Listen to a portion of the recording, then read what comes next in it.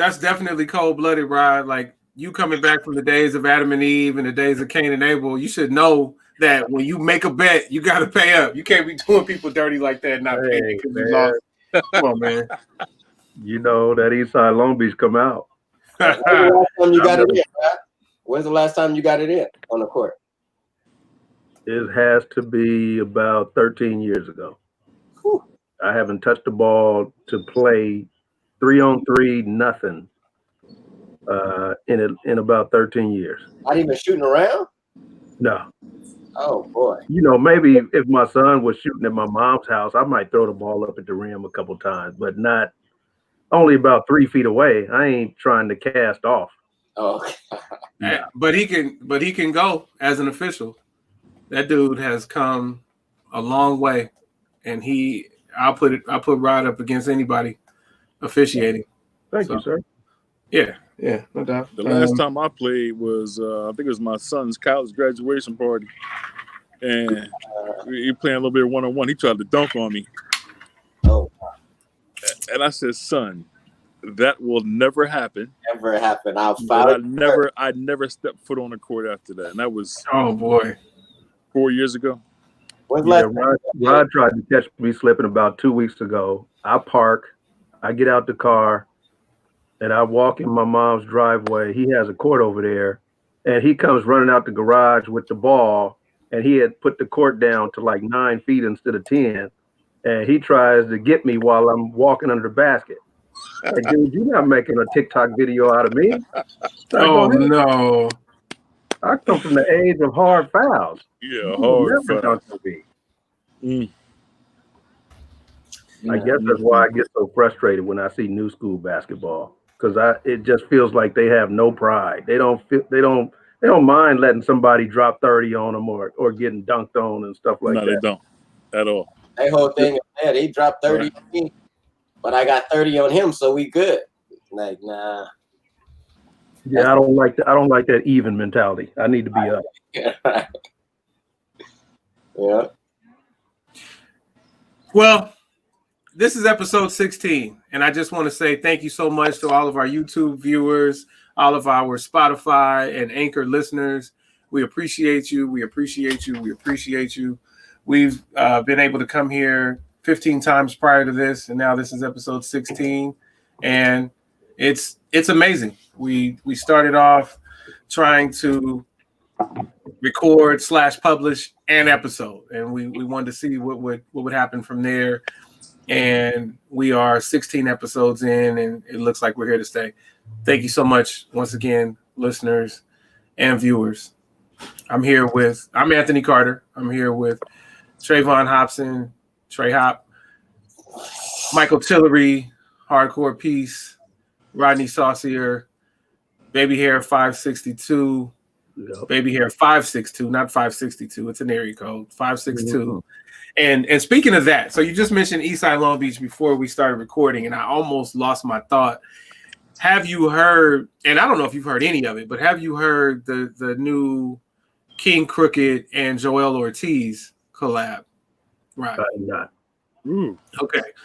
So to give the listeners and viewers some background, if you don't already have it, there was a 4-person collab called Slaughterhouse, which is Royce the 5'9", Joe Budden. In the beginning, it was Crooked I who changed his name to King Crooked, and then Joell Ortiz. Yeah. And so they put out a really nice project, and then they just never really did take off because they had not even really so much creative differences, just they didn't all like how they were being put out, how they were being handled. They were on shady. So since then, Joe Budden has his own podcast, and then Royce is still Royce. He was always Royce. He was always nice. He continues to put out his own stuff, and then they continue to put out their own stuff. But now you have King Crooked and Joell Ortiz collab, and they went on the Joe Budden podcast recently and talked to Joe about potentially linking back up as a foursome and putting out an independent Slaughterhouse project. So I would definitely like to hear that because Joe is always nice. Royce is amazing. And then King Crooked and Joell Ortiz are also nice. And that new project that they have is nice. So check it out if you get a chance. And so that's King Crooked from Eastside Long Beach. That's Joell Ortiz from Brooklyn. That's Royce the 5'9" from Detroit, and it's Joe Budden from Jersey City, Jersey. So Anthony Carter, Trey Hopson, Mike Tillery, Rodney Saucier. Episode 15 was tough for us. I don't know that episode 16 is going to be a breeze, but just some updates for you. We have Derek Chauvin still with a third-degree murder charge and a second-degree manslaughter charge, but he has an additional charge. So people have said it was an upgrade, but it's actually an additional charge of second-degree murder. So the reason why prosecutors would make it an additional charge as opposed to an upgrade is so that in the event that he's not convicted of second-degree murder by the jury, they have an option of still convicting him of murder. I don't see how you don't convict him of second degree, but I just wanted to introduce that topic.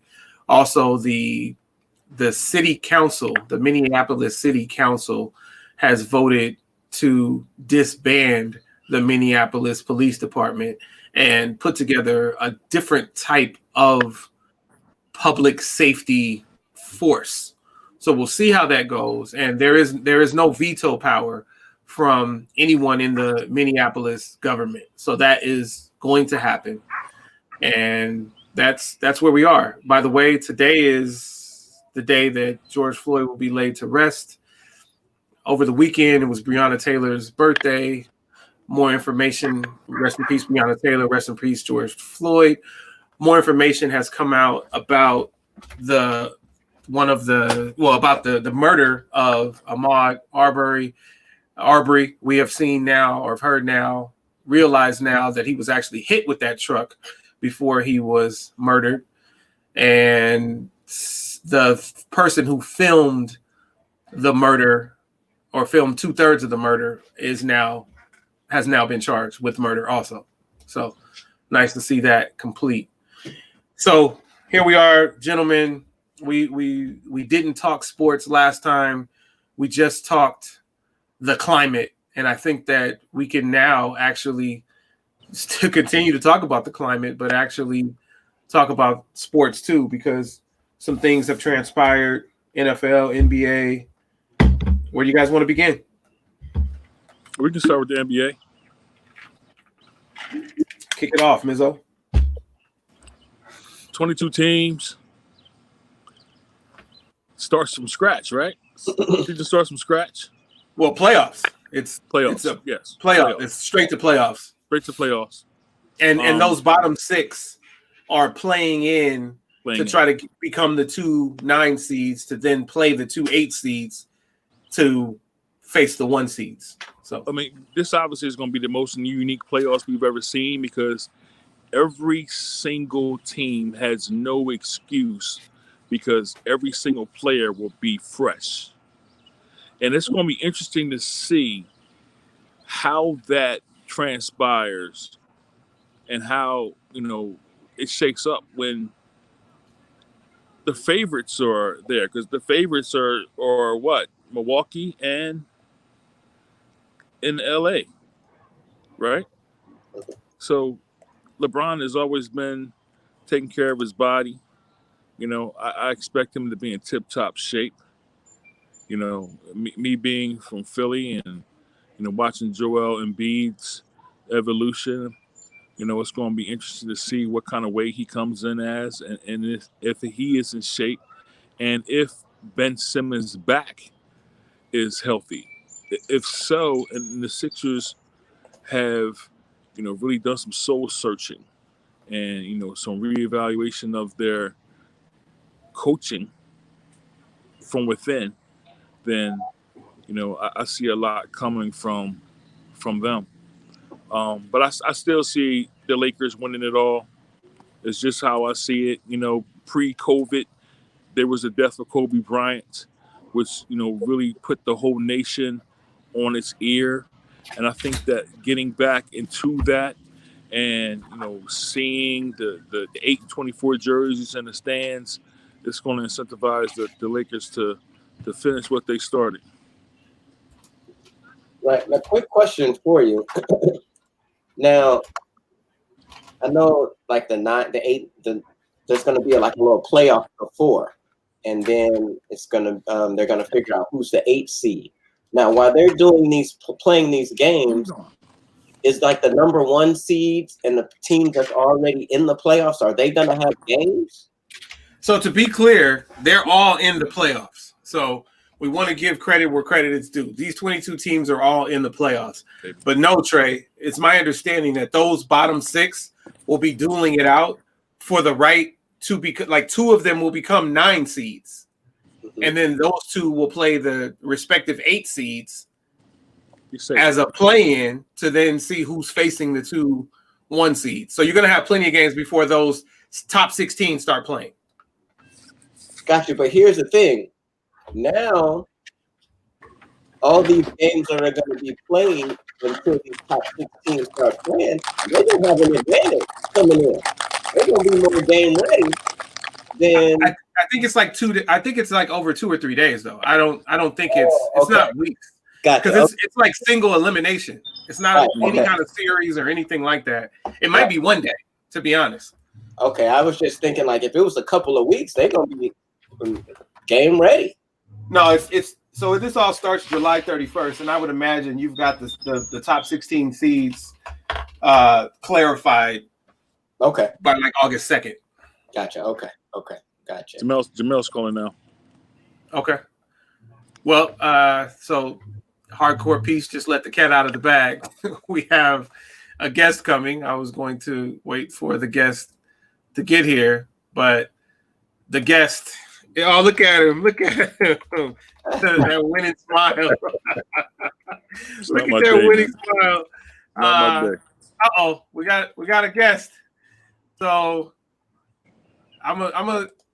So we have a guest. We have a surprise guest. This is someone who we all respect and love, and someone who I don't know very well at all, but we have been in the same area back in my days of writing, and Mike knows her very well. And so I will actually pass the reins to Mike and let Mike introduce our illustrious, phenomenal guest. Go ahead, Mike. Jamel, can I get your autograph? You know the answer to that. See, it's because we're in front of company right now that I'm not cussing him out, but he already knows. People who know me in real life don't get autographs, and he knows that. Everybody, this is Jamel Hill. You all know her from ESPN, and now she's at the Atlantic, and she has a great podcast. Jemele Hill is Unbothered, Spotify. Welcome, Jamel, Emmy Award winner. Just an all-around great person, a soul model for us all. Welcome to the collective. I'm so happy to be here. This is, I know, been a rough time for everybody, so I'm happy to be in the company of friends, both soon-to-be friends and, of course, a longtime friend in you, Mike. Welcome. Jamel, what's up? What's going on with you? This is one of the downsides of whenever something traumatic happens in our community is that suddenly there is a thirst and a hunger for Black voices to speak to issues that we've only been yelling about for hundreds of years now.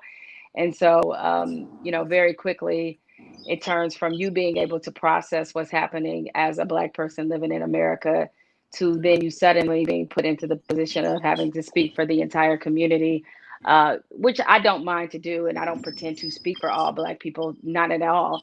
But it's like people want you to play expert in Blackness as, sometimes not understanding that there's got to be a way that you can pause and kind of absorb and think about what's happened and process the trauma of just what this means for not just your life, but for the lives of our people as a whole. So a lot of juggling, both, mentally and emotionally, and certainly just even with my schedule. So I guess right now I feel like I'm a little bit all over the place. What's it been like for you, being such a writer who was a pioneer, being the first Black woman journalist, and now, you're like this icon, this legend, this building of of history. You know, people look to you for opinion. What's it like going from just a column writer into now where you're expected to have an opinion on things? You know, it's very weird. I don't necessarily look at myself as a pioneer, even though I understand why others may put me in that category.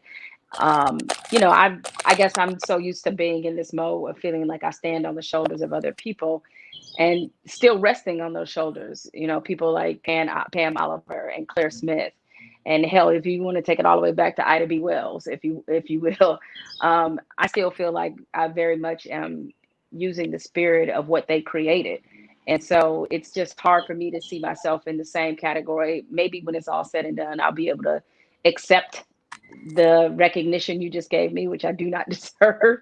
But for now, you know, I guess for the purposes of your question, I'll just say that for uh, my major purpose, or one of my main purposes, is I hope that I can encourage other Black girls and Black women to join me if they haven't already, or those who are already in this to keep going, knowing that there's going to be a payoff on the end of it. The payoff, I'm not necessarily speaking about, you know, monetarily, but just in the payoff being the sense of purpose that you get from finally being able to arrive at the point where you feel in control of your career, where you feel like you have the autonomy and for that matter, the empowerment. You know, I'm glad I'm experiencing this moment under the auspices of freedom that I have. I couldn't imagine everything happening now and me still being very much embedded in corporate media.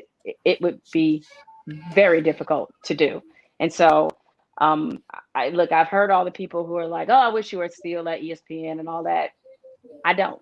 I got to be honest, like especially now, like I really don't, and because I don't have to worry about or watch what I say. that's number. That's the main thing, and I can speak to a lot of issues that I couldn't necessarily speak to before, and certainly not with the level of bluntness that I can now. And so, I'm my whole point in this moment is to be able to hopefully contextualize some things and say some things to people that don't have the platform, for people who do not have the platform that I have. How was it like, you know, just the fame of it all? I remember when you were here in Philadelphia, you know, and we hung out for a little bit. People were noticing you in the dark. Remember, we were walking outside of the, Yeah, they were noticing you in yeah. the dark, and I'm like, oh wow, that's crazy. But it's a reality now. How was it again? You know, what's it like before, and what is it like now? I don't think I'll ever get used to it. I don't see myself any differently than I did the first time you ever interviewed me for the starting five. Okay. I don't see myself any differently at all, where I'm still struggling with this idea of being a pseudo celebrity in a lot of people's eyes. So it happened. I live in LA, and you know, sometimes me and my husband will be out walking and people honk their car or horns at me, or just like have a raised fist out the window, which I always find to be very uplifting and kind of funny. And even in my own neighborhood, I just moved into a new house a few weeks ago, and my neighbor who's across the street, you know, was like, "Hey, are you?" You know, and I like people realizing, I guess I live on this block now. It's been kind of funny to see that. But it's nothing I take for granted. I'm humbled by it. More than anything, it embarrasses me still because I don't really, despite the fact I'm in a position that very much makes you the center of attention, I don't necessarily enjoy being the center of attention. So I don't think it's ever going to feel normal for me to be viewed as a celebrity, somebody to be reported on. I just want to go back to one thing that you said when you were talking about your transition away from corporate media. One of the things that excited me about your freedom was that I always enjoyed the fact that you, at least in my eyes, said what was on your mind, and you were not afraid to speak out. And there were times when you were sanctioned for that. But I was excited about you getting your own platforms so that you could be celebrated for speaking your mind and saying what needs to be said, saying it the way that it needs to be said. And again, like you said, not speaking for all Black people necessarily, speaking for a very voiceless people in many ways. So I've definitely applauded that in you, and so I've always been happy that you left, that you got away, got your freedom, because I felt like it was better for all of us that you did. Yeah, I mean, it is. This is not me denigrating, the profile I was able to build at ESPN, or, even the company itself. I mean, it's the longest job I've ever had. It's the best job I've ever had. I was there 12 years, so obviously it was something about it that worked. It served a purpose in my career for sure.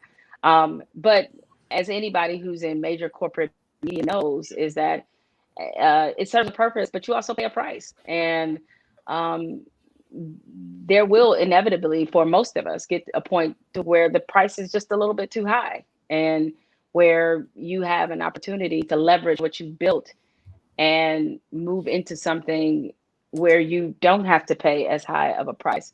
I'm still sort of in corporate media because the Atlantic is not a small corporation by any stretch.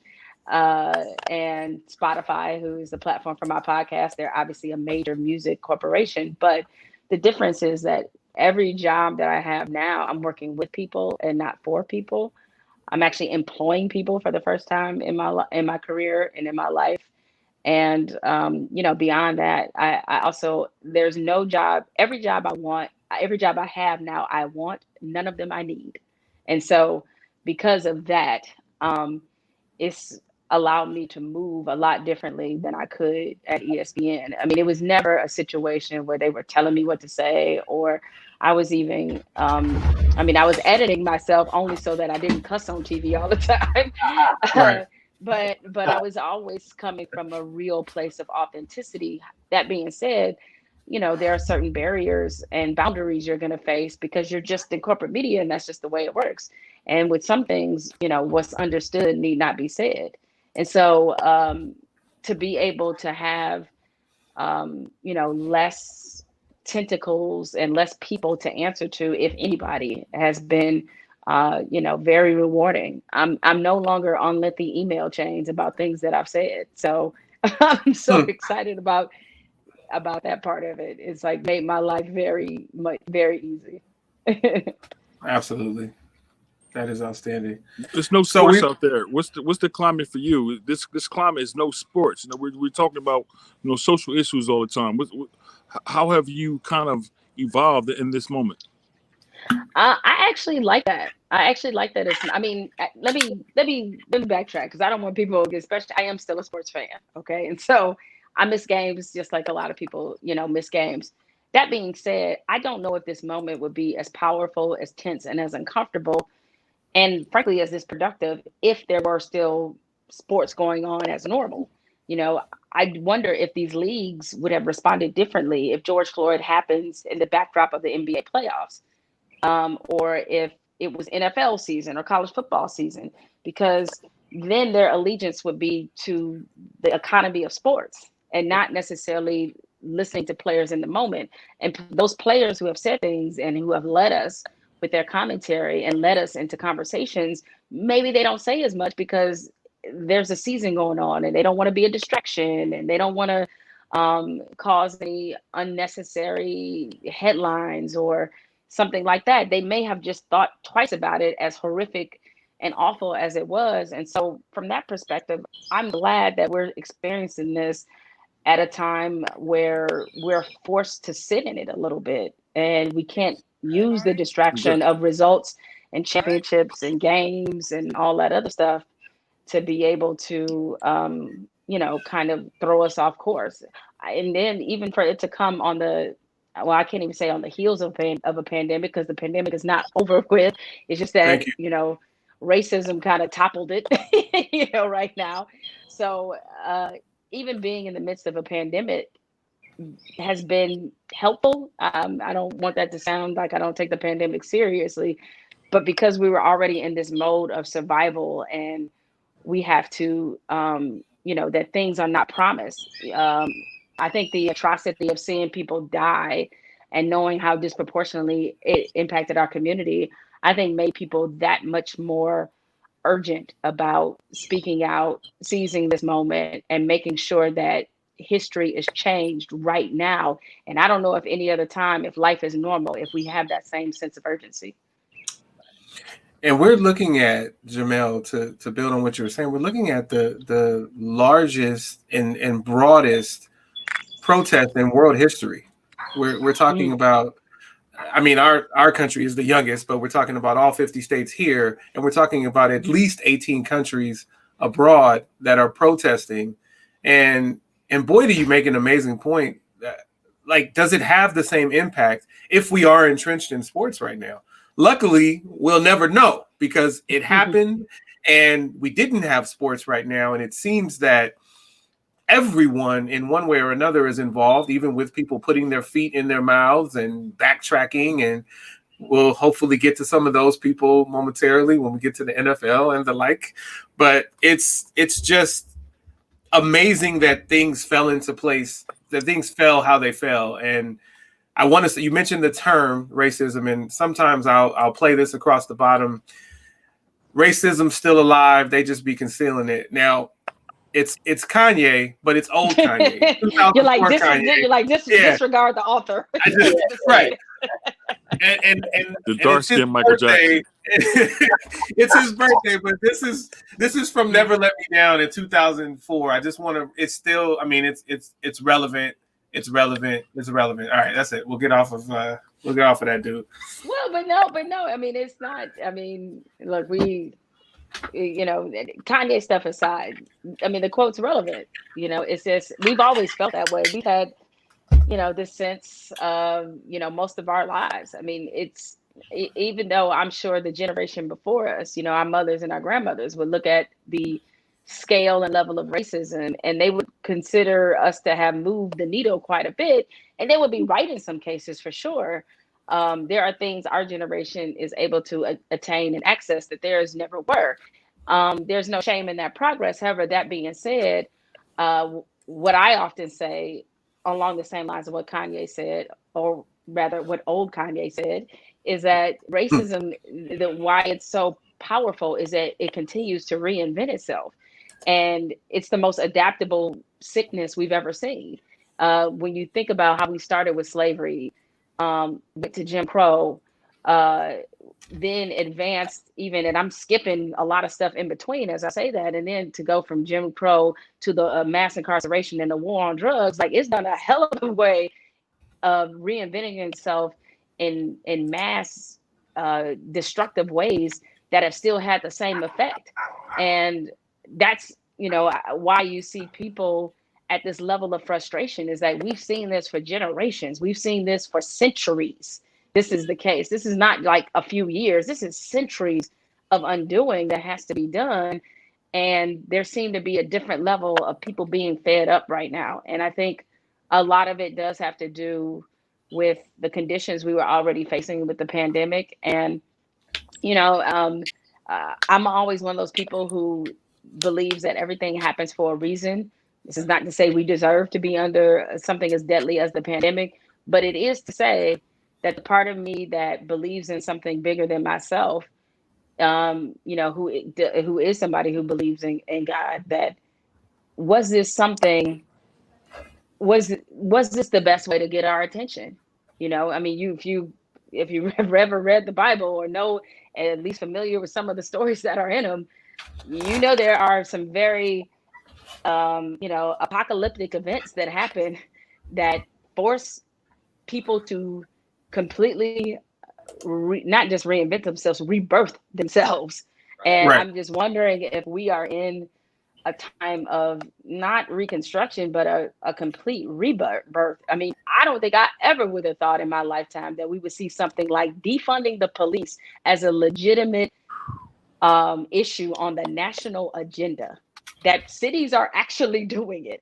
Never thought I'd see that happen. Right. Yeah, one of the things that was compelling to me, again, building on what you're saying, is listening to or watching Cory Booker this morning talk about the fact that that the Senate is actually talking about police reform on a broad scale, likely because of these protests. And when you wonder, okay, I mean, protest needs to happen, but you wonder what exactly the end game is.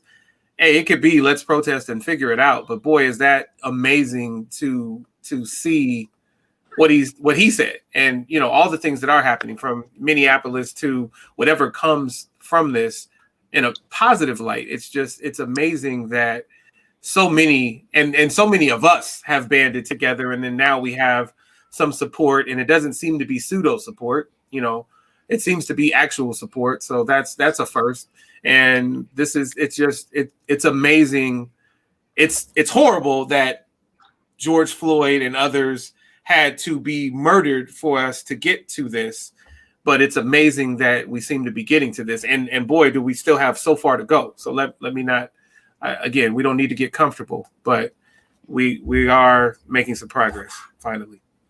Jamel, yes, it's definitely not time for a victory lap. Yeah, go ahead, Mike. What were you gonna ask me? Are you getting that question? What can I do from your white friends? Man, let me tell you. I talked to so many white people in the last week. I done talked to more people in the last week, white people in the last week, than I may have talked to in all of 2019. Okay. Wow. All right. I mean, it has been really fascinating. And some of the people I talked to have been longstanding friends where we've had conversations about race. But, you know, it wasn't one of those things where we persistently talk about, not in the way that I talk about with obviously my Black friends, where, you know, we had entire chat sessions every day talking about racism and what we're going through. It was never like that. But the number of them who are just expressing concern, fear as in like, wow, I can't, you know, this being at the underbelly of it. And really the deepest revelation is how many of them are accepting or starting to understand what privilege is. I think they had some understanding of it, but now it's like really sunk in for a number of reasons. And in that same conversation, they're all asking, what can I do? What can I do? And I've had to tell many of them, well, the first thing you can do is stop asking Black people what to do. That's number one. Okay. Stop asking us, okay, what to do, right, and start to understand that you're well-intentioned, right? And I understand your heart is in the right place, that you want to contribute, you want to figure out how you have to literally do what we have to do, and what we had to do to survive in this world is that we had to start being intellectually curious. That's number one. And I am still stunned by the number of white people who are not intellectually curious about other cultures and other races, and for that matter, just how shit works. And so I have a much shorter fuse for white people coming to me to seek knowledge, because that ain't my job. And I'm well in my 40s, and I'm just like, you get it how I had to get it. Like, yeah, all right. Exactly. I read a history book, but you'd be stunned at how many of them haven't done that. Right. You know, and right. I mean like basic American history, and which is Black history, as we all know, but just don't know anything about Black people whatsoever. And I have been challenging them, like, don't you think it's kind of odd that there are millions of us that you are around, you got Black friends, you ain't never been curious about what their history is or where they come from, or for that matter, let's just take it out of a historical perspective. If you are white and you have never had a conversation about race with somebody who's your Black friend, let me tell you, or who you think is your Black friend, let me tell you something, you don't have a real friendship. Right. I can tell you this right now, you don't have one. And if that barrier has not been crossed, the other thing that you need to realize is that the reason you haven't had a racial conversation with your Black friend, the imaginary Black friend that I guess white people often say they have, is that is because not because they're uncomfortable with it, it's because they know you're uncomfortable with it. And if you're uncomfortable with it, then you need to ask the deeper question as to why you are, or at least why they think you are. So I've just implored them all to do some real soul searching, and much like we had to do about our own history, because we had certainly been taught our share of American history, but we had to get intellectually curious about where we came from, how we got here, what the conditions are, the historical context and framework of things, wanting to know the why, it will people be surprised what they're able to learn by doing that. We didn't just wake up and suddenly there was racism. Something had to lead to that. And if you've never been curious about what it was that led to it, my guess is you've probably been benefiting from it for so long that you've never really wanted to know. Yeah, I just pissed off a whole forum last week. City of Long City of Long Beach has a page on Facebook.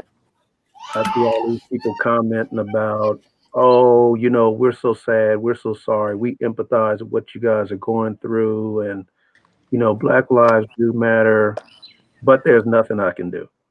No, there is something you can do. The same way you found a way to get Amber Alert is what you can do to help. You know, the same way you went out your way to figure out who killed John Benet Ramsey is the same way you can help us.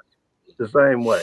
And it pisses me off because black folks, our people, will sit on Facebook or sit on Instagram and make all these little comments about how angry they are and flood your DMs with videos of some random person who work at the incense shop who has all the answers about everything. This is the But instance. they, but they, Not want, the instance. they get all this knowledge from the man from the dude at the incense shop down the street, and now they got a PhD on economics and police brutality and all this other stuff. But they're not doing anything. Right. I started a little group with writing letters to the district attorney's office that I was mentioning at the end of our last podcast about writing the mayors to get oversight committees on each police department.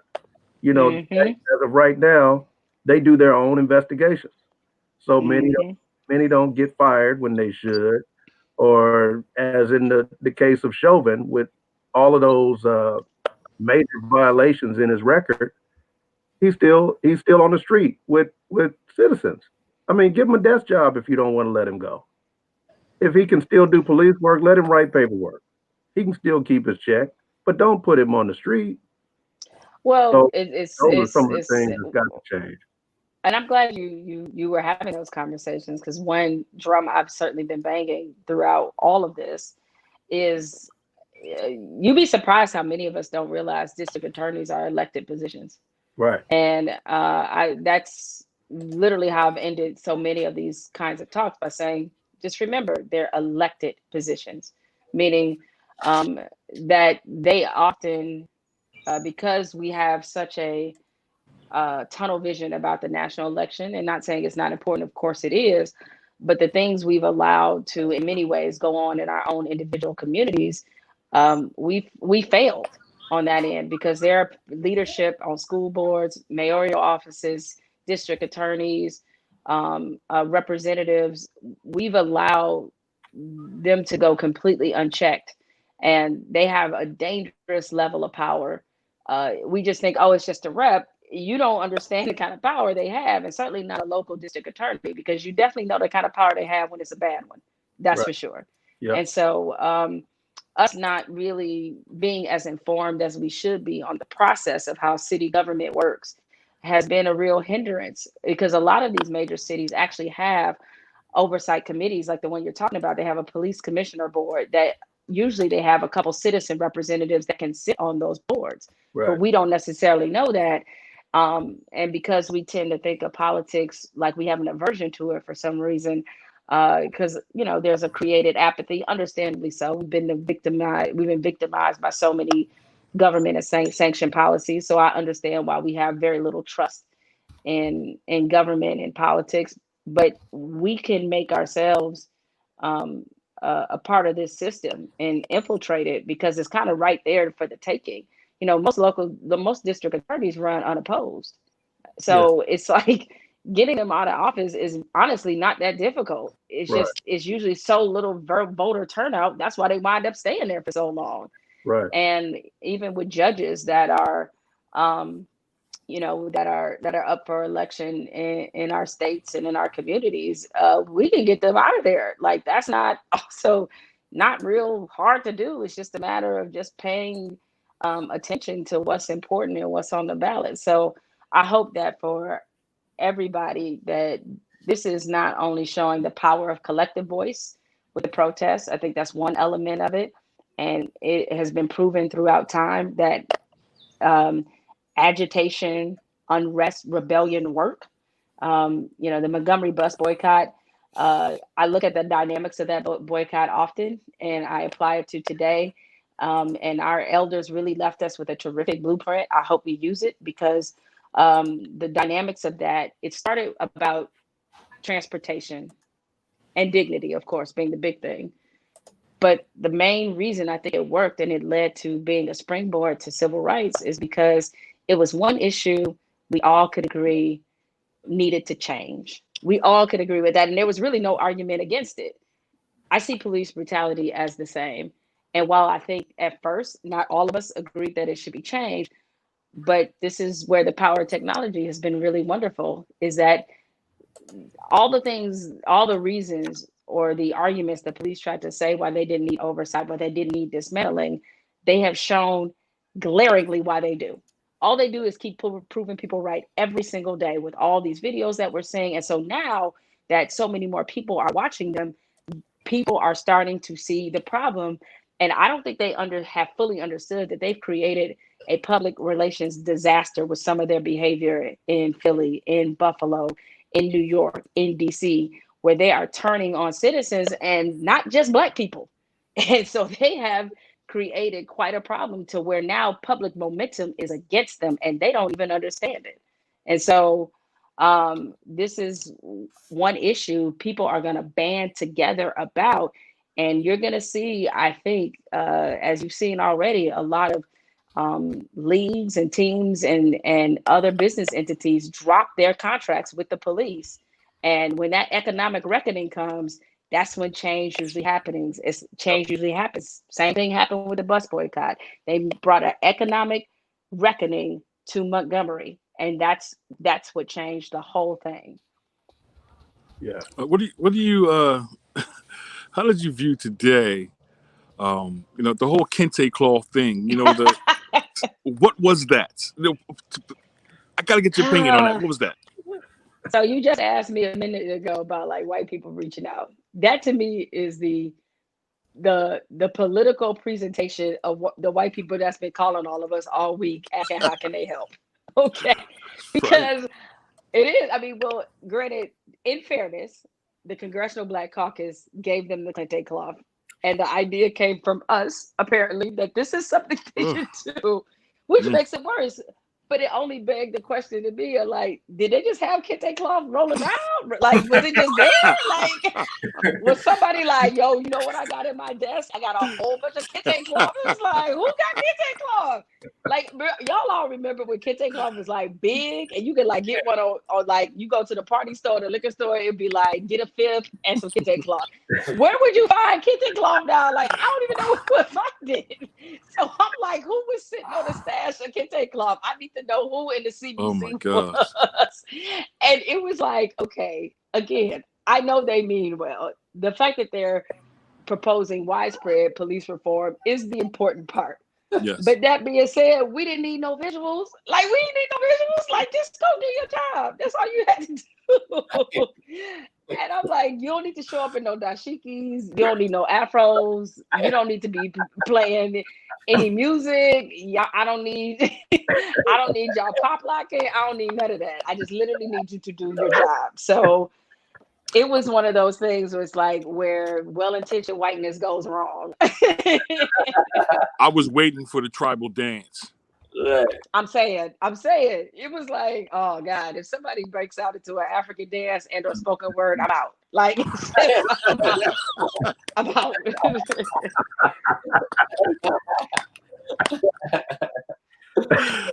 Oh man. Word.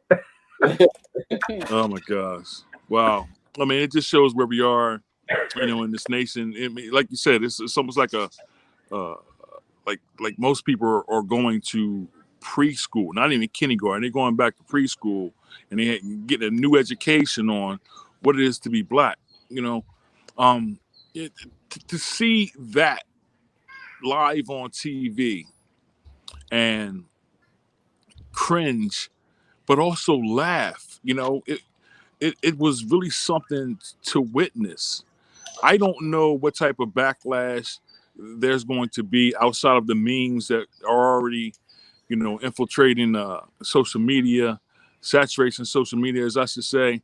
But good Lord, that idea was not the one. It just was not the one. And I don't think that the people out there who are trying to educate themselves on blackness or whatever, I don't know if they're going to see the depth of what that really meant, or Right. are they going to see that as a good thing? Like the honorary black people for the day. I mean, what? Okay, so here's the thing though, Mike. It's like, okay, this is a good glimpse, and this is why this should be a laugh for black people. And I understand those who are like, white folks, what you doing? But this is why we should be laughing. This is what happens when we leave the white people to their own devices. And it's just kind of funny to see, it's kind of funny to see it, because for so long, I mean, as long as the mistakes are sort of harmless, and this is a harmless mistake, it's a misread of the room for sure, is that I think it's important that white people in this moment be allowed to stumble without us falling into our default position of being racial, of being sort of racial harmonist right now, because we're always put in that position where we got to educate, we got to soothe, we got to teach, we got to help them learn. I ain't doing none of that. Okay. None of that. Zero of that. None of that, So I think it's all right. And I just did a really good virtual town hall, which actually I think is gone on A&E tonight, where one of the white panelists is an actor. He's on Orange is the New Black. Matt, I can't remember his last name. It's escaping me. But he said it very, very pointedly. It's like he said, we need to stop bothering black folks. White people need to be talking to each other. And he's right. It's like they need to be talking to each other, making each other uncomfortable. Those who are white and a little bit further along when it comes to education, knowledge, who know better than to not wear Kinte Cloth about producing a mass legislation on police reform. They need to be able to have these uncomfortable conversations, with each other, and get to the root of a lot of ugly and uncomfortable things that they don't want to talk about it. Because as you all know, I mean, we're tired. We are tired. We've been having this conversation our whole lives, and most often with each other, and never with any real participation on their part. This is kind of the first time in my lifetime, and I don't think I'm exaggerating, but I can recall them trying to be participants. Like, I don't recall this effort before. I can think of several moments that were historical that certainly called for their participation. It's hard for me not to harken back to Rodney King, where that certainly did. But every time there is some watershed moment related to race, white people never join, or they tap out, or they always want to make it a situation where they're debating, where they're trying to get us to debate our own humanity. And I definitely ain't here for that. So even though it's going to come with some awkwardness, it's going to come with some stumbles. I'm here to witness, white people messing around and, and stumbling as they try to unpack and unlearn a lot of the things, they've been taught. Who knows? I mean, they on Kinte Cloth now. Maybe like next week they'll be up on like cross colors. I don't know. No, they'll just be like, they'll go through the 90s. They'll be like, guess what we just discovered? Used jeans and like and silk shirts. Or they'll jump on some food and say, "Oh, for us, by us." Is that all of us? So Jamel, what you don't know is that we are in the presence of greatness other than you. Rodney is someone that's been on this earth for thousands of years, and so when we talk about a historic time when white people helped, Rodney can speak specifically to the Underground Railroad and how they helped Ian Harriet Tubman. So, Rodney, do you want to shed some light on that? That Yes, is Rodney. Tell hilarious. me what the Underground Railroad was like. Oh, you gotta co-sign it. Oh, Yeah, Rod, just give your date of birth. but people One. brought up the Rodney King thing, and they just replayed the 25th anniversary show of the Rodney King meetings, and I saw footage on there that I had never seen before. And I let Lauren. Uh-oh. Well, that happens once a week also with Rod. Yeah, thank you. They're just beating up all the Asian people like that. And I said, well, did you see the Asian lady shoot that 15-year-old girl over a bottle of orange juice? I said, it may not be the right thing to do. And it's unfortunate that those Asian people are just innocent people driving down the street being snatched out their cars. But every bad thing has a flip side, and that was the only thing that got their voices heard before we got rid of some of the things we got rid of. This thing with Minnesota is not the first of its kind by no stretch. You remember we had Compton Police Department who was dismantled and they were taken over by the LA sheriffs. Yeah, that's right. For brutality and corruption and all kinds of things going on. And they've survived just fine, So she had to see it. I hate that I had to show it to her, but I feel like I have to until I can stop having those conversations. I don't know. Well, I know. We pretty much all have children or nieces or nephews, and until we have to stop having that two-sided conversation where you can talk to them about life, but then you have to talk to them about that separate Black life that we all have to do with our kids. Until I have to stop doing that, I got to show her this graphic material and help her understand what she's facing, because it's not going to stop. There are too many people out there who still.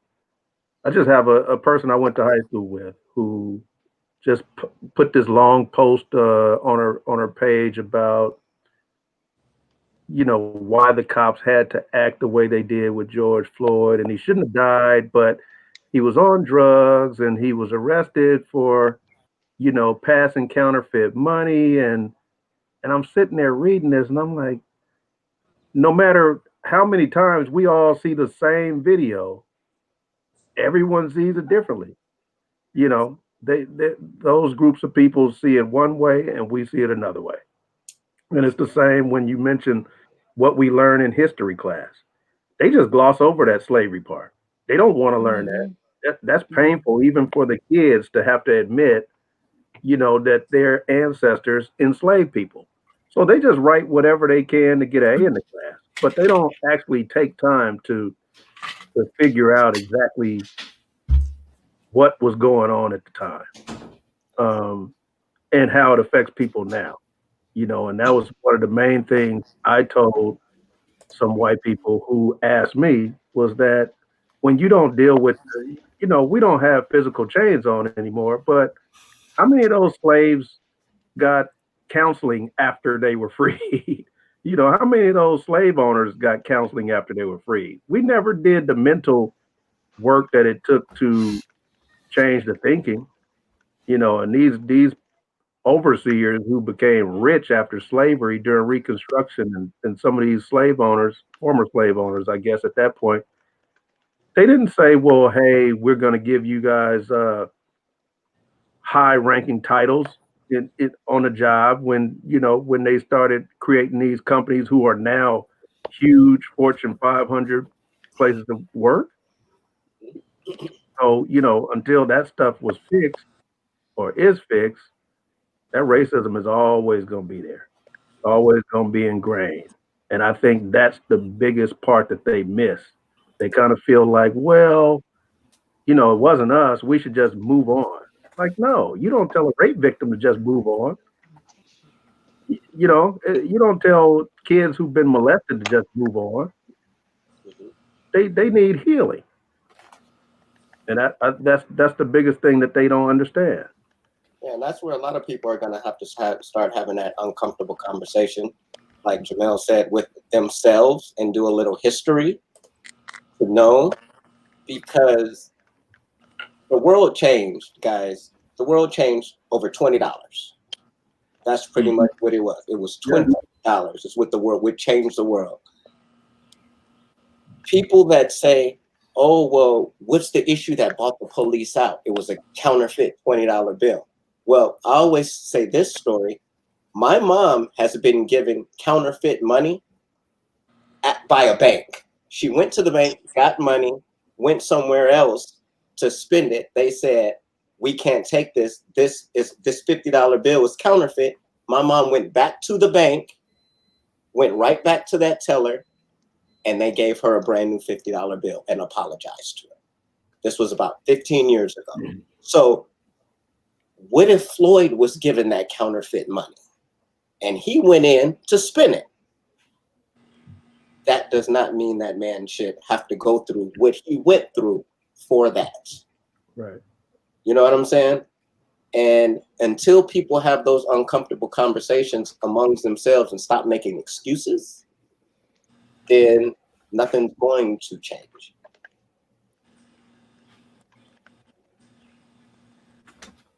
Absolutely. You're absolutely right.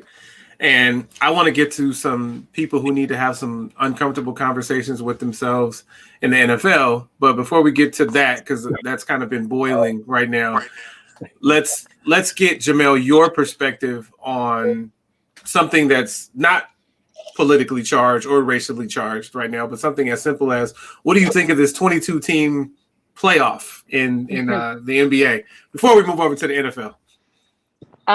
Well, I'm looking forward to it. I mean, I know it's not ideal circumstances. I know it's not what we're accustomed to seeing from an NBA season, but I think people have always fantasized about some kind of tournament format, what that would look like. And to see how the players, play with these different circumstances with the game. What'll be interesting more or less is the fallout from this, the fallout of whoever wins this, how will their championship be viewed? And I'm really curious as to see what that ripple effect, might be. But it'll be interesting. It'll be good to watch some basketball again, and interesting to see who was able to kind of stay at the top of their game and maybe who wasn't. So it's going to add some complicated dynamics to it for sure. So at the end of thank you for that, Jamel. So at the end of our podcast, we have something called the Closeout, where each one of us go around the world, if you will, and give just a brief whatever on what we're feeling. So we know that you've got to go, so we'll give you the opportunity to give your closeout right now. So Jamel, close out. Well, one, thank you guys again for allowing me to invade your space a little bit. And I will say this is like the word I'm kind of left with in this moment is hopeful. And I didn't really feel that way a week ago. And when all of this first happened, and really it was a buildup. I mean, it started with Ahmaud Arberry, then it was Breonna Taylor, then of course it was a Christian Cooper incident, then George Floyd. It was like incidents right on top of another. And even though Christian Cooper obviously is alive and well, his incident, what the white women who, treated him unfairly and inequitably hoped to happen to him is what happened to George Floyd. And right. So it left a certain feeling of hopelessness with me.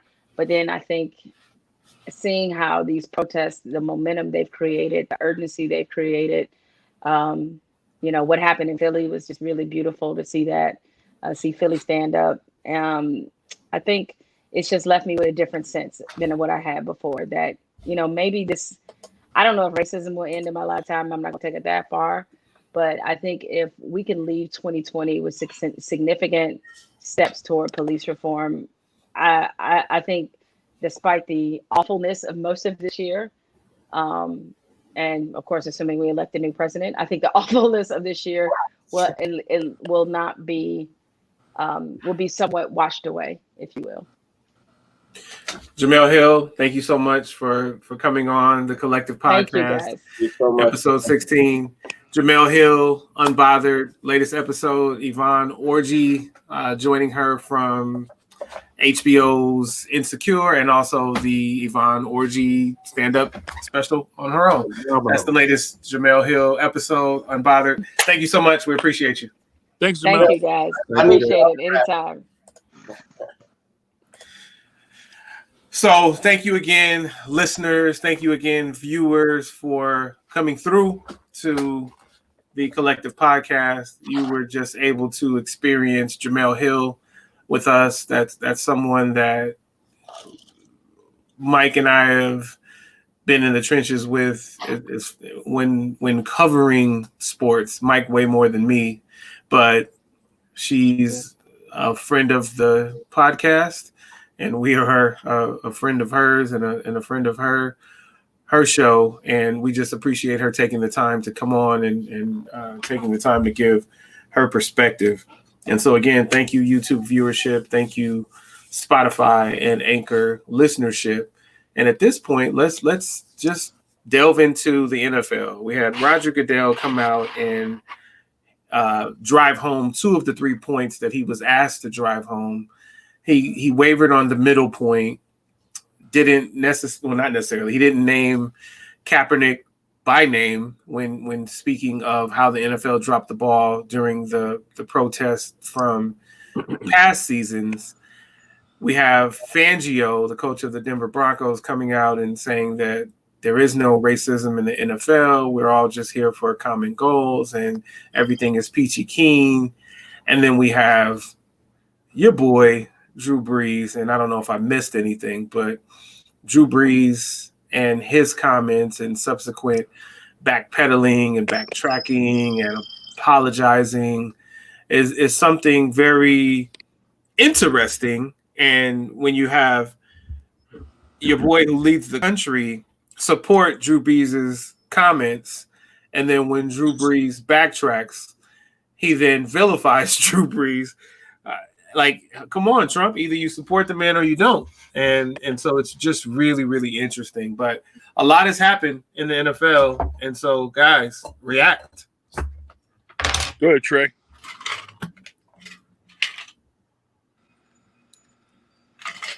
So, man, collusion.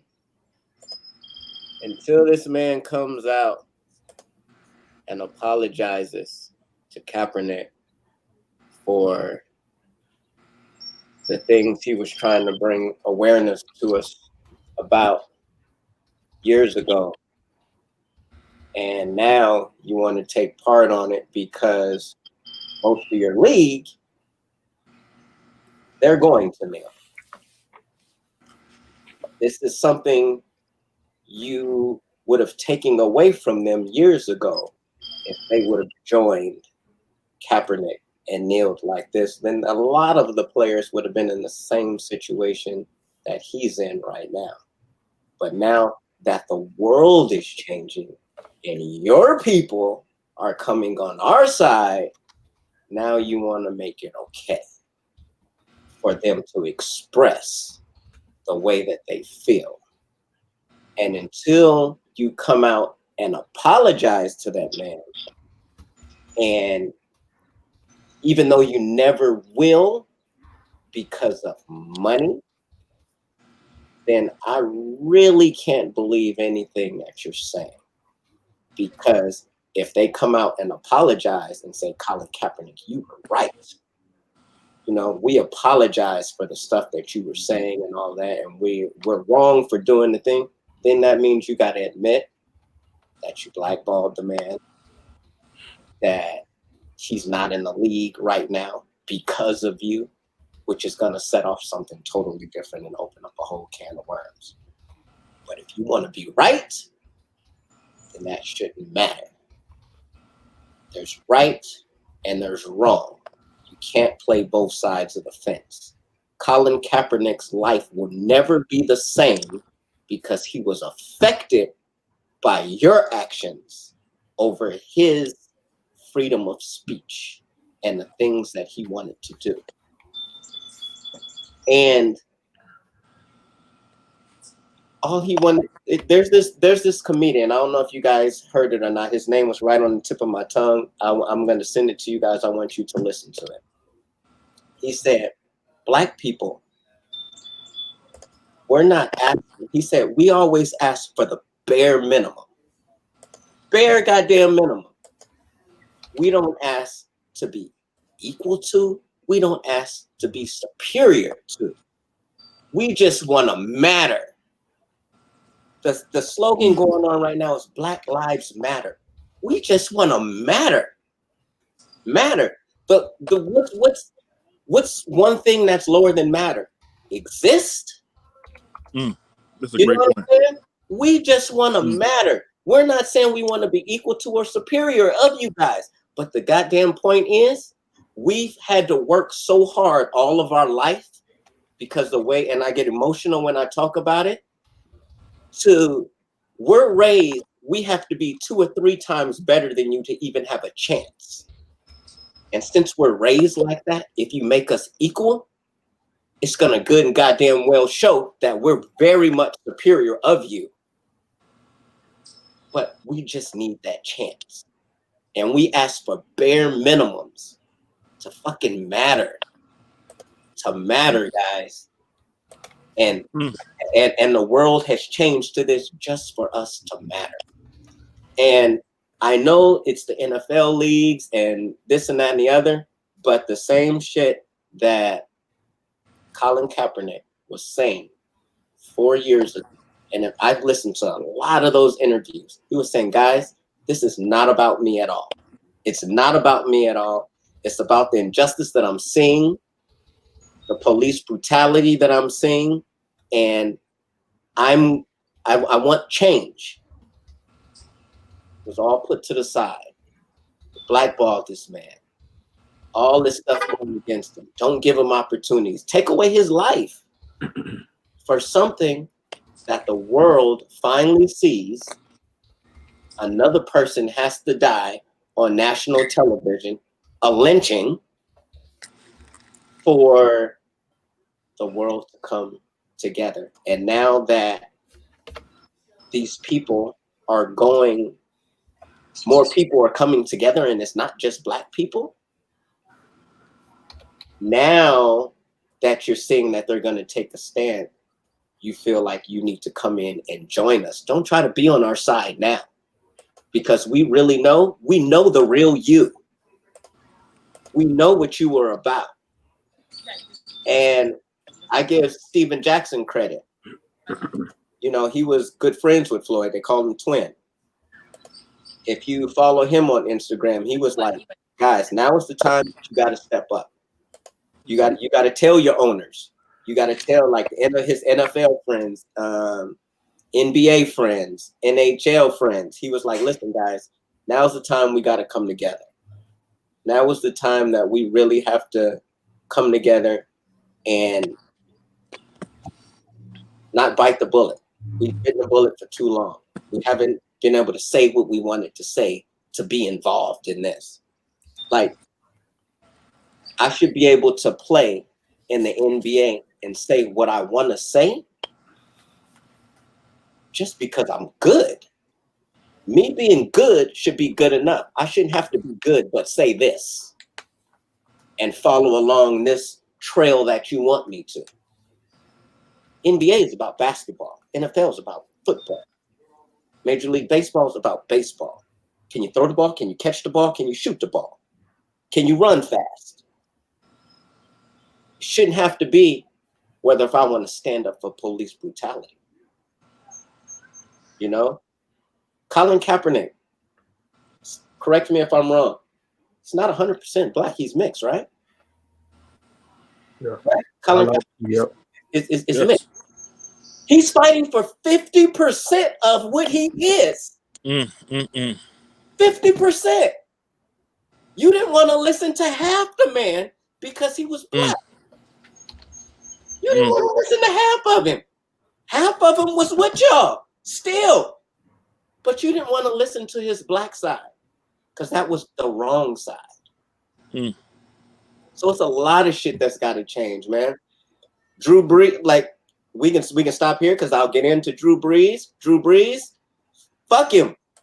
His initial statement that he said, that was the truth.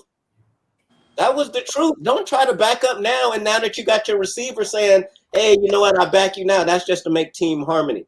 But guess what? I bet you he doesn't trust Drew Brees the way that he did in the beginning. Because Drew Brees was kind of straddling the fence when the whole Colin Kaepernick thing was going on. No, he wasn't straddling the fence. No, not at all. He was on the other side. On the other side. Okay, I'm trying to give him the benefit of the doubt. No, no benefit. You know? He's never wavered from this point. Like, and the shit gets real, man. And until this whole society changed, and I literally, guys, I went to a march. I went to one of the protests. My wife and I woke up. We sat one night and we were talking, and we said, you know what? This is history here. This is going to be in the history books. The way our grandparents sit and tell us stories about stuff that they went through and experienced, and they were there with it. We want to be able to give that to our kids. So we got up and we went down. City Hall, protest, signs, everything. Walked from City Hall down to Staples Center. Right with it, the march and everything. When I tell you, next to me getting married and my kids coming into this world, the impact that had on my life, that was the most powerful thing that I could be a part of, and see all these different nationalities coming together to root for awareness and support Black people. You list Black people supporting Black people, and that's it. When we were asking people, because it took forever to park down there. Finally found the parking space, and we saw people had left from City Hall, and we didn't know where to go. We were trying to find them, walking around, and then all of a sudden, everybody we asked, hey, where did the protests go to? Where did the protests go to? None of them were Black. It was an Asian couple of white couples, and all of that. And they said, what we did, we followed the helicopters. So we started looking for the helicopters in the sky, and we saw them hauled ass over there, right there at Pershing Square. And we sat there, and they were talking there. And then from there, they went on to Staples Center. When I tell you powerful and peaceful, I think that during these times with history, and I'm going to say it on, because I'm a firm believer that no one comes into this world as a racist. You're taught to be a racist, generation to generation to generation. A lot of these people that were down there at these protests were millennials.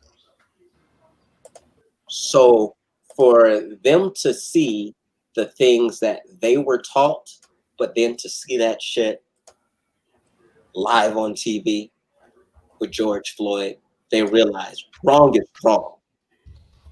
And I think it's bringing them together. And now they're starting to see more videos. They're starting to be aware of stuff. And being down there and being a part of that, I feel like it's going to make a shift. I do feel, and I'm confident, that I do think there's going to be some change. I don't know what type of change, but if it does nothing but make enough change to get that damn crazy fool out the White House, then that's enough right there. And I think Trump knows he's not going to be back. I think he knows that now. There's no way he wins. You know, every time he leaves the White House now, he has to see Black Lives Matter Plaza. And it's a runway street with that Black Lives Matter on there. And yeah, man, it's just time for change. It's time for change. It's time for change. And being a part of that felt good, man. It really felt good. And yeah, on to y'all, man. That's awesome, Trey. That was a great point about Black Lives just mattering, man. I mean, that has, listen, when you said that, it totally changed my perception of the slogan Black Lives Matter. It totally changed it. Mm-hmm. just from what you said right there, I would never use that again. Mm-hmm. You know, and it's no diss to the origin of it, but more about just mattering. Just matter. The only thing that's under matter is exist. That's it. We just want to matter. That's powerful. I want to springboard off of Trey while it's fresh in my mind. You know, he mentioned that how powerful this made him feel. And I think that's why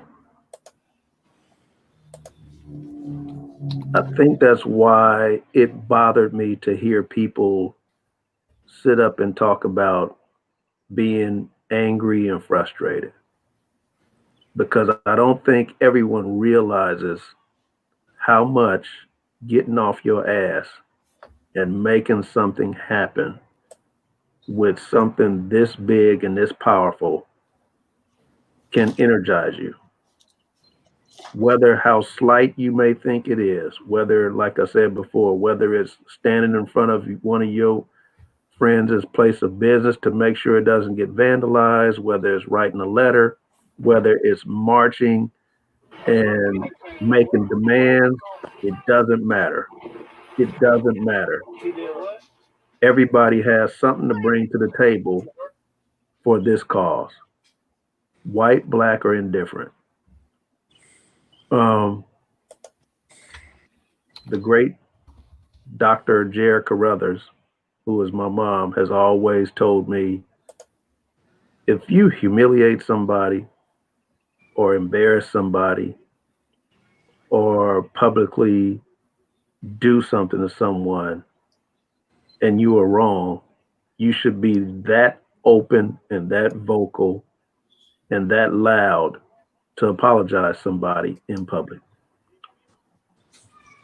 Thanks. Roger Goodell needs to publicly express his apologies to Colin Kaepernick.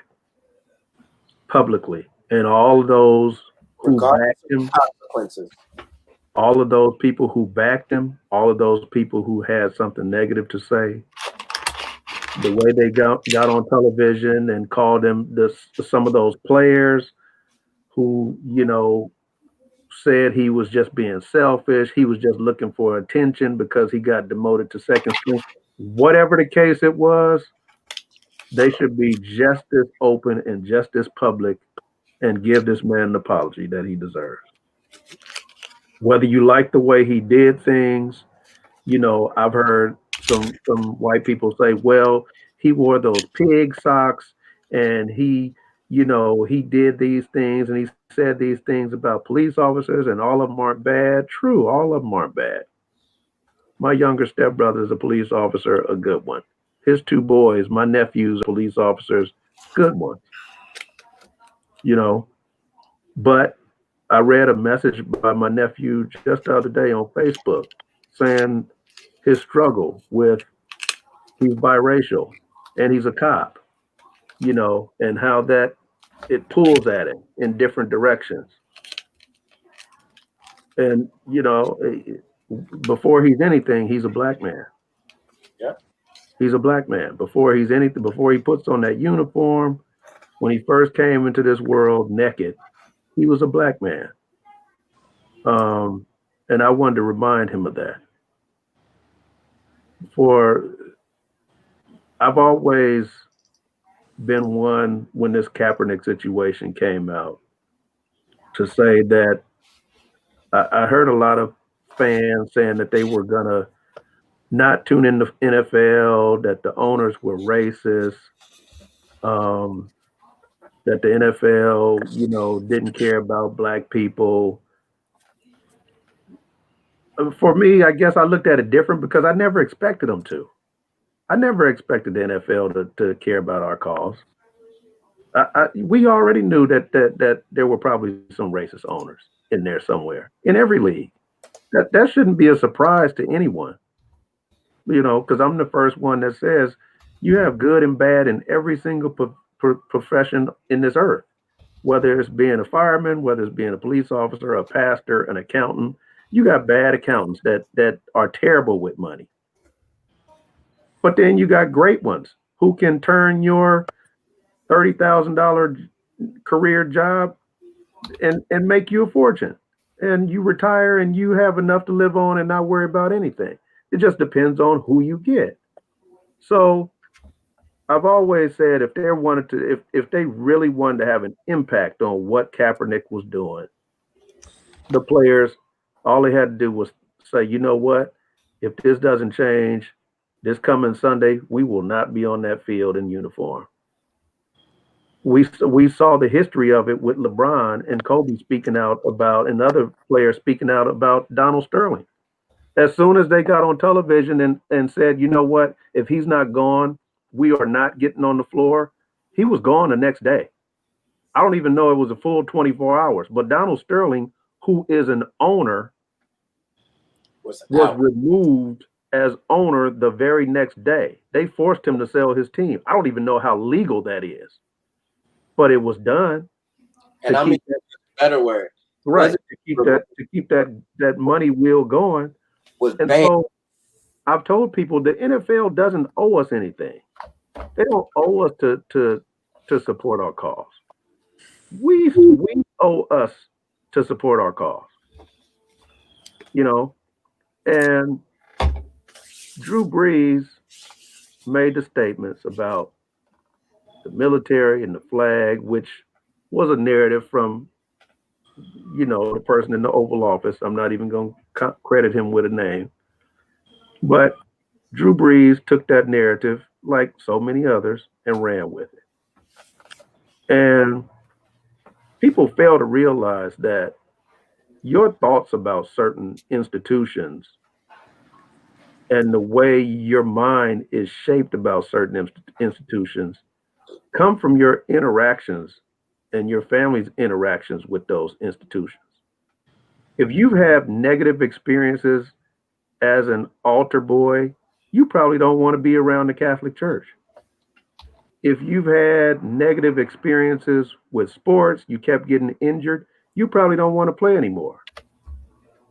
And if you've had negative experiences with the military, which many Black people did, especially during the time that Drew Brees refers to, because my dad, Coleman Saucier Sr., fought in World War II and Korea. His experiences were negative. See, when they start to talk about the Black support of the military, they gloss over and skip the fact that the soldiers weren't treated the same. We went to battle with inferior weapons. They gave you whatever was left. The rifles and the pistols may not even work, but they issued it to you and they just said, you know what, do the best you can. This is what you got. And Black men fought that way. The biggest factor is they didn't even want Black men fighting. My dad was a chef who defied orders and went on the battlefield anyway. And from what anyone tells me, which my dad wouldn't really speak on himself that way when he was alive, but from all of the people who knew him, he was a legendary marksman. Legendary. I mean, and it was easy for me to believe because this dude could hit a moving deer going deer hunting in Wyoming. He could hit a moving deer from like 1,000 feet away. So it wasn't hard for me to understand that he was great at what he did based on some of those things. And yet they didn't want him to fight. They wanted him to stay in the barracks, make food for all the white guys who they felt deserved honor, who was smart enough to win the battle. That's why I really love the movie by Spike Lee, Miracle at St. Anna. Yes. It really depicted what Black soldiers went through at the time. And I think Drew Brees needs to understand, and someone needs to tell him that his experience with his grandfather and the positive things they had to say about the military benefited them. It didn't benefit all. And that's what Kaepernick was fighting a bit about. and demonstrating about, because I won't even say protest. He didn't really protest. He just went to a demonstration, a peaceful demonstration. And like Jamel said, that I happen to agree with, I am so happy this happened. Some people are bothered. Some people are upset. I'm happy this happened because a lot of times we as Black people get comfortable. Most of us are doing better than our parents did. You know, we're not struggling. We're not needing affirmative action to go get a city job or something like they did back in the day because they couldn't get their foot in the door. We're not just high school graduates just looking to make ends meet, or our moms didn't have to. Our wives don't have to go out and work as a maid because because we can't find jobs, and that's the only place that's hiring Black women. We don't have to go through that. And so we get comfortable at times with our status and our standard of living. And if this terrible atrocity that has happened wakes us up to get off our ass and go get it and do something and come together and understand that nothing's going to be handed to us, so be it. So be it. Whatever, you know, in the Bible, it says all things come together for good, even the bad things. I always thank God for everything I got, good and bad, everything. You have to. Good relationships, bad relationships. Amen. Some of those bad relationships taught me how to make a relationship better now. Some of the mistakes I've made as a dad help me now to be a better dad. Absolutely. We have to be thankful for everything. So I'm definitely thankful for this. As far as Drew Brees or anybody else that apologizes to us now, I have nothing left. Because, he poked his chest out, both times where he criticized anyone kneeling for the flag, he said it with bass, like very confidently, like that he did not mince words or anything of the sort. As far as his boss, I needed to hear 2 words, 3 words, 4 words from Roger Goodell, and that's police brutality. And what I did not need to hear from him is the preface of peaceful protests. When you hear people say peaceful protests or we're encouraging peaceful protests, what it really says is you regard us as animals, and you think that we're incapable of anything intelligent and civil. Protests historically have always been passionate. The action in this case that created the protests was a very violent murder. From a violent murder should not come peace. And I was not one to be critical of the riots and looting. Was not. It's a byproduct of the murder. If America is to get to a point where we are evolving into a pseudo utopia, if that ever happens, to where every single person in this nation is regarded equally, it has to be torn down first. We're witnessing a revolution of sorts, not a revolution of an entire nation, but we're seeing how white folks are holding themselves accountable. And it's the reason why I asked Jamel about the what can we do question. And she also said that this is a thing that should be happening within white parameters. It's simply put, we do not come further. You come to us.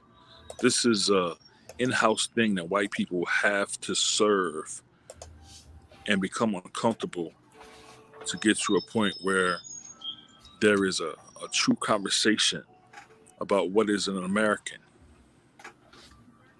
Now, I'm very grateful and thankful for Trey for reimagining what Black Lives Matter means. Of course, Roger Goodell is going to say stuff that is corporate. Of course, he's not going to mention the word police brutality. It was pandering. It also says to him that the protests worked, and in my opinion, he's fearful of more well-developed and more personal player protests. As Rodney was speaking about how LeBron and the like were not going to play unless Sterling was gone. What was going to happen with the NFL was going to be something similar. And it still might happen. Because as much as Roger Goodell wants to get rid of Colin Kaepernick, he will not be allowed to, because his name is going to be mentioned. And it's going to be mentioned some more. Because when you really think about it, Colin Kaepernick's name is going to be very firmly associated with George Floyd's. Because, as we said many times, if people would have listened to Colin Kaepernick, George Floyd might be alive. Yes. It's as simple as that. Yes. And for Goodell to try to stick his evil snake face into this for corporate measure, I can't be embarrassed for him, but I am very embarrassed for the players that they had to look to this man. Period. You have to look to this man as a leader of their league. We, of course, in this movie that we're living in now, they're going to be antagonists and protagonists. We have a major protagonist, 45. We have a current protagonist trying to make better, antagonist trying to make better in Drew Brees. And Goodell will be one of them, an antagonist trying to be a protagonist. I really hope that this all plays out to where the aforementioned names are characterized exactly as who they are. And I truly hope that throughout this, especially when we get to back to some semblance of normalcy, to where we're in stadiums and we're able to watch pro sports, that the fans of us who we think would not be critical of these leagues look at them a lot more objectively. Objectivity is something that eludes most of us. Jamel, being a journalist, knows that, objectivity is bliss, if you will. But in this case, as we move forward and as we get ourselves closer to even this election, for the intelligence of us to really be who we are and who we are and what we identify with as we mature, because we're in an infancy, I think, right now. as this nation really matures as a collective, I hope that things are looked at with a more keen eye, and the ignorance that is so bliss that people or have been allowed to weather themselves with and insulate themselves with falls away. Now, is that ideological? Is that something that maybe not happen? Yeah, yeah. We don't know how this is going to happen. What's going to happen forward? And Trey was talking about how, or someone was talking about how, you know, 45 is gone. There's no way he's going to be elected. I think that as this election comes closer, there's going to be some desperate measures, and some things are going to come out of his mouth that's going to reinvigorate his base. Oh, definitely. Because he's points behind by now. Of course, his people around him are going to try to re-energize who he is, so he can get that advantage that I don't think any of us thought that he wasn't going to be elected pre-COVID. This country is going through something, and Trey was also talking about how the marching for in the protests, has done something to his soul. It's reminiscent of October 16th, 1995 for me with the Million Man March, and that feeling that I had in my stomach that only reappeared with the birth of my 3 kids. It was something that I was even feeling when I was looking at the overhead view of Los Angeles yesterday. Shout out to y'all city, because that was beautiful. It was gorgeous to see so many people of different hues, ages, perspectives, and what have you, even political views, to be able to march for a black man. What took y'all so long is what I'm always going to say. Like, there's not going to be a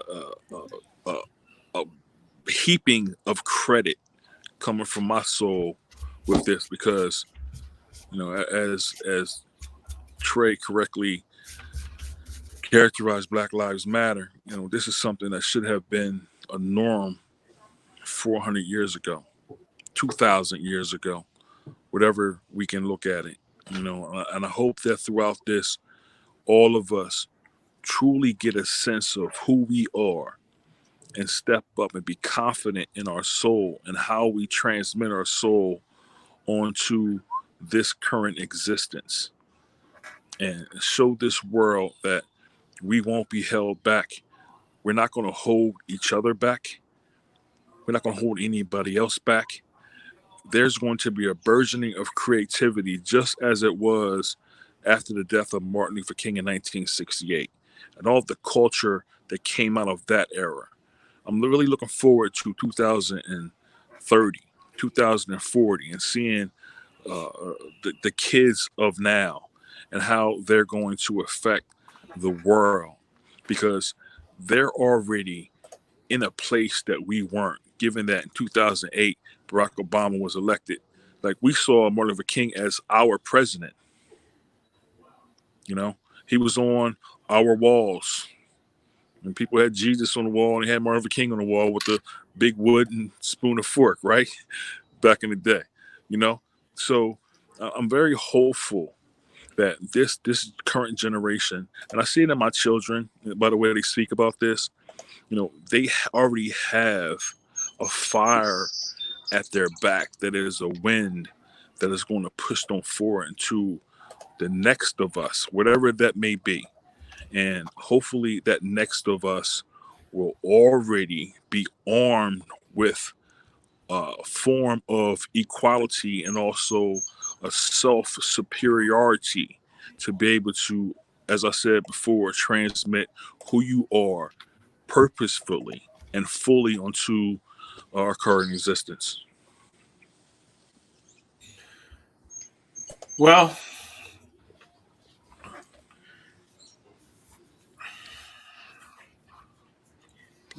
it's not often that I'm at a loss for words.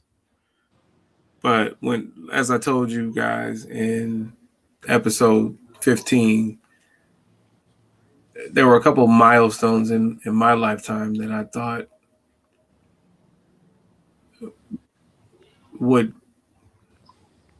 either had brought about change or would bring about change. And so here's the thing for me. When I hit 25, I was like, wow, I've always heard that I was an endangered species from 16 to 25 as a black man. And I made it over 25 and hadn't been to jail or prison. And I was like, boy, I'm good. And I'm at the age where people are not going to misinterpret actions and misinterpret movements and all of that. And boy, again, I never got comfortable, but boy, was I wrong about things changing, because I hit 25 20 years ago.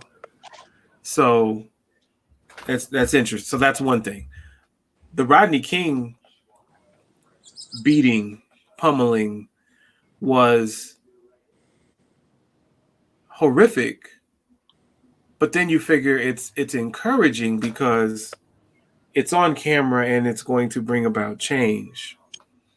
Well, not only did those not guilty verdicts bring about April 29th, 1992, but in April 29th, 1992 was the launch of the rebellion in Southern California. I still don't understand how black people are calling that riots. Like, I don't understand how you could have been around then and say I was watching somebody being interviewed and said I was in LA for the riots, and no, it wasn't riots. It was a rebellion. Like, this is crazy. And it started on Florence and Normandy right after the verdicts were announced, not guilty.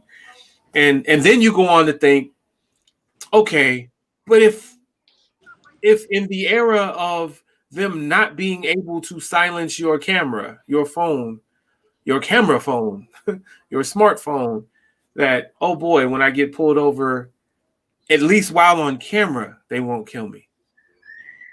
At least while on camera, I won't die. And maybe if I can just get past that initial interaction, you know, they might beat my butt, beat my ass on camera, but I won't die on camera. And then it's like, so if I just don't get pulled over and I don't do things to get pulled over, even with being black and driving while black, that puts that in jeopardy. So it's like, okay, you can still get pulled over even if you're not doing anything to get pulled over. I always knew that, but okay. So if I'm not getting pulled over and I'm not doing things to get pulled over, and I'm over the age of people generally getting pulled over for nothing, but then I could just be sitting in front of a store and get pulled out of my car. Rest in peace, George Floyd. And then I could be put in a police car alive, taken back out of that police car, and then somehow wind up face down, five knees in my back, one knee in my neck. I'm on camera. I'm saying, hey, this is really uncomfortable. Hey, I can't breathe. I'm a grown man calling out for my mama. Do you think this is not real? I read that some ignorant fool in elected office, an elected official, said, actually, no, sorry, not an elected official, someone who makes a lot of money to talk on TV about sports, said, no, it was also an elected official. So two people said, at least two people said, if you can say I can't breathe, then you can breathe.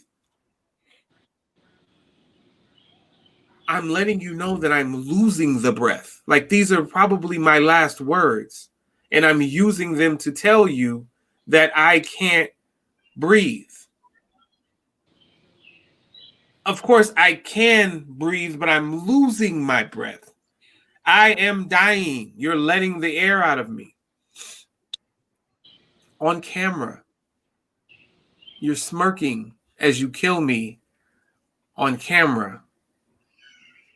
People are calling for you to, at the very least, let me go, let me up. Just get off of me. Don't even let me up. Just get off of me.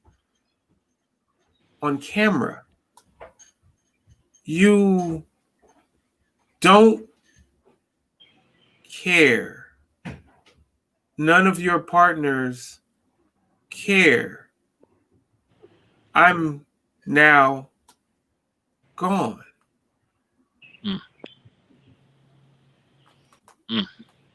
This could have all been avoided. Trey started this by saying the world changed over $20. Hey, listen, it's counterfeit bill or not. Yes, we've all had counterfeit money given to us. We don't even know that there was counterfeit money. Nope. First of all, the call that went out was there's a forgery in progress. What in the fuck is a forgery in progress? First of all, counterfeit money is not even a forgery. But what is a forgery in progress? You caught me forging someone's signature? Like, what do you even mean by that? So this sense of urgency, this call, this outcry led you to end my life? This had nothing to do with $20. Whatever got those cops there, Trey, had nothing to do with what they ultimately did to him. The world changed over a culmination of murders at the hands of law enforcement and racists and racist law enforcement. A culmination resulting in a protest, a worldwide protest like we'd never seen. And we talked a couple of episodes ago about not getting comfortable, or maybe it was last episode, not getting comfortable as a black man, also not getting comfortable in this pandemic. Well, newsflash, don't get comfortable in the pandemic or as a black man or black woman who has to interact with people with weapons. You never know if you're going to make it out alive. So I will close this podcast with saying, rest in peace, George Floyd. Rest in peace, Breonna Taylor. Rest in peace, Ahmaud Arberry. Rest in peace, everyone else who has been murdered by law enforcement and racist law enforcement. Rest in peace. I take my hat off to Gianna Floyd, George Floyd's daughter, who feels at such a young age that, and I quote, "Daddy changed the world." And shout out to Stephen Jackson for facilitating that. Daddy changed the world. Boy, did he ever, young Gianna, change the world. But the work is not done. The world needs to continue to change. People need to continue to fight the fight. People need to continue to put in the work. People need to continue to hold others accountable. People need to continue to spark uncomfortable conversations. People need to continue to be uncomfortable. And people need to continue to facilitate change. Or boy, we are on a collision course with destruction. Once again, thank you guys for viewing the Collective Podcast on YouTube. Thank you for listening to the Collective Podcast on Spotify and Anchor. We appreciate you. We appreciate you. We appreciate you. Be safe. We out.